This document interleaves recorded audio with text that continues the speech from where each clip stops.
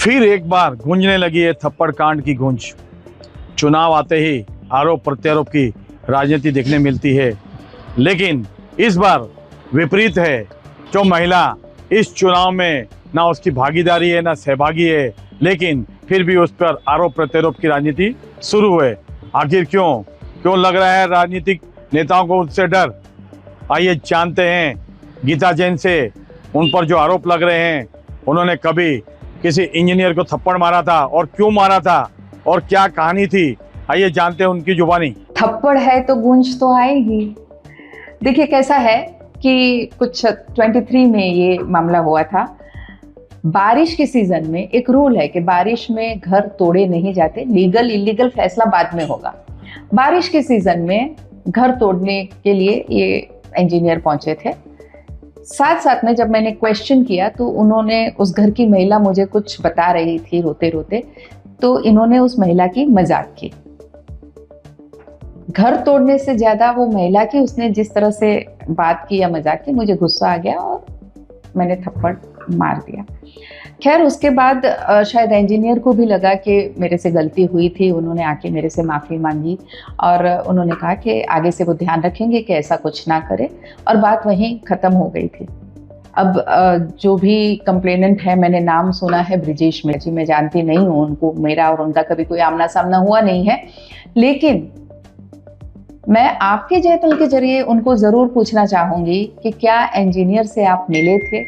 उन्होंने कहा था कि मेरे बिहाफ पे आप इस तरह से कंप्लेन कीजिए या कोर्ट में से ऑर्डर लाइए, और 17/10 को आया हुआ ऑर्डर अभी ये 2 दिन से ही तूल पकड़ने का कारण क्या है ब्रिजेश जी, ज़रा प्लीज़ बताएंगे मुझे। और सबसे बड़ी बात है कि उस ऑर्डर पे मुझे स्टे मिला है न्यायालय से, तो उस स्टे के बाद ये सिर्फ इतना ही कहना और ये बार बार ये ऑर्डर प्रसिद्ध करने के पीछे आपकी मंशा क्या है? इतना तो तय है कि उस इंजीनियर से ना आपको कोई सहानुभूति है ना कुछ। राजनीति रोटी सेकने के लिए या अपने आप को आप ज़्यादा फेमस करना चाहते हैं, इसलिए मेरे नाम का सहारा लिया। तो क्या आपको भी इस तरह से नाम का सहारा लेना पड़ता है? बस यही बात है, इतनी छोटी सी बात है। उस बात पे स्टे भी आ गया है, लेकिन उसके बाद भी अगर और मैं पत्रकारों से, पेपर से भी ये कहना चाहूँगी कि जब आप न्यूज़ छापते हो तो दूसरे पक्ष का भी सुन लीजिए। शशि भाई आज आप मेरा सुनने आए हैं, थैंक यू फॉर दैट, पर किसी ने ये पूछने की ज़रूरत भी नहीं की कि क्या मामला है, अभी आप पे वापस ऐसा ऑर्डर आया है, वो आपके पास, आपको पता है क्या होना चाहिए? उस बात का पहले पत्रकार हो अगर आप सच्चे, तो पहले उसकी जानकारी तो रखिए और फिर छापिए। क्या होगा अगर मैं नोटिस अब सब पेपर को दूंगी तो पहले वो बताइए।